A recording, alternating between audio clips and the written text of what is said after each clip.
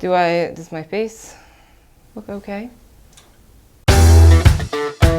JuggerBot 3D hosts a virtual program on the basics of 3D printing, and a virtual town hall is being proposed in regards to the ChillCam project on Youngstown's east side. Those stories on today's Daily Buzz.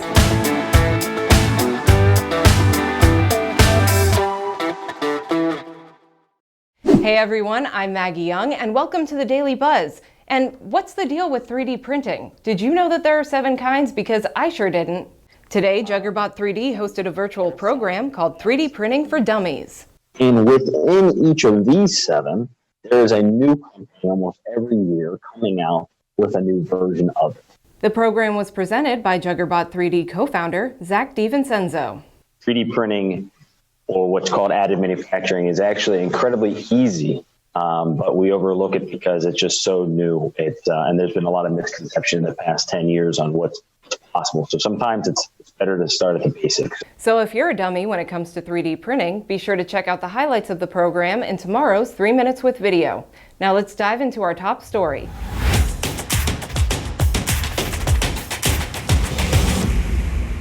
Youngstown's Tax Incentive Review Council proposed a virtual town hall regarding the ChillCam project on the city's east side.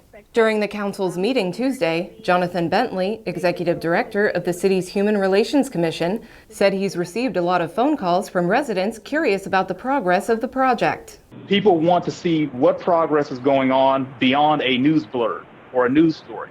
They want to interact with those that are involved.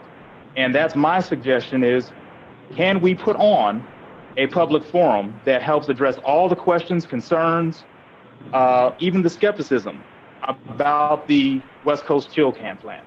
The council is responsible for reviewing the performance of companies that receive tax abatements in return for job creation. In 2017, Joseph Company International received a 75% tax abatement for 10 years towards the development of a $20 million manufacturing, distribution, and technology campus on the east side of Youngstown. Mitchell Joseph, chairman of the company, said in addition to the complex producing the world's first self-chilling can, it would also create 237 jobs. As of today, a single can has yet to be produced, with only a few jobs created.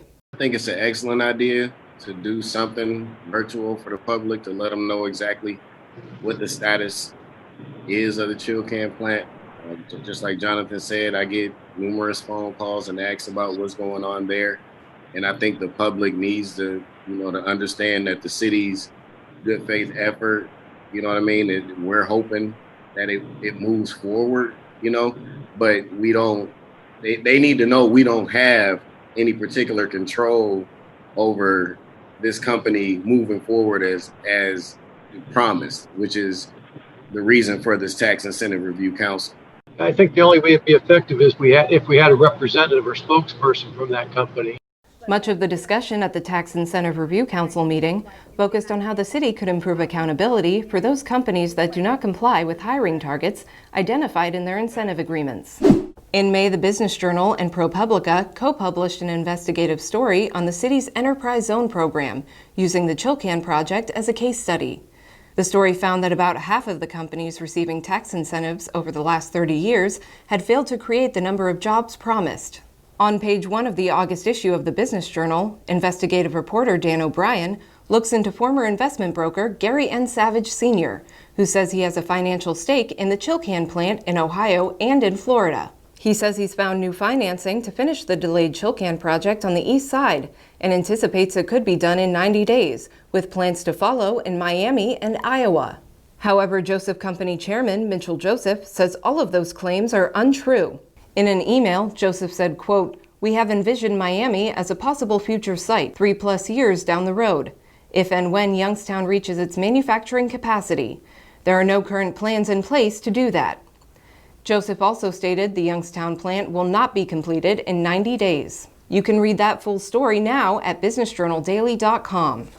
State Senator Michael Rulli was on hand at the Canfield Fairgrounds yesterday with Second Harvest Food Bank and the Ohio National Guard as they passed out food to about 700 families. It's been a team effort to try to help the people, and if you look, we're looking at millions of pounds of food now that these guys have been performing for the last 4 or 5 months. Rulli hoped to draw congressional attention to the National Guard in his district as federal officials are trying to determine if the funding is available for the National Guard to assist with food banks. And it's essential when you have 700 to 1,000 cars that are coming to get, food that is necessary for their human existence. A lot of these people that are coming today, they don't have the money to make their bills and make their mortgages and do their car payments and the credit card bills and everything.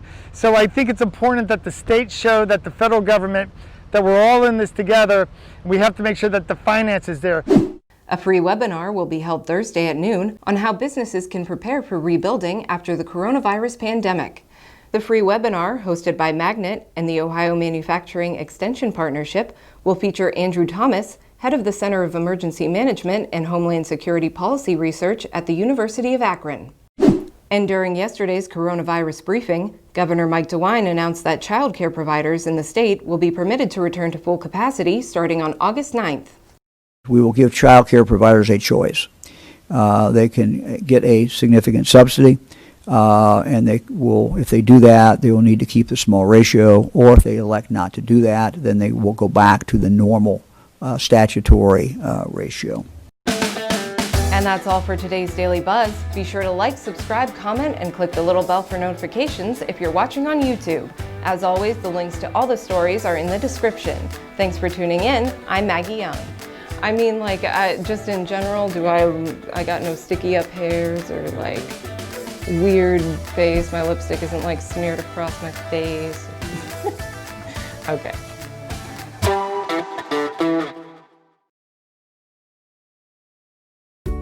717 Credit Union. Business services designed to meet your daily needs. Commercial loans, business deposits, merchant and payroll services. 717 Credit Union. It's knowing you are treated right every time.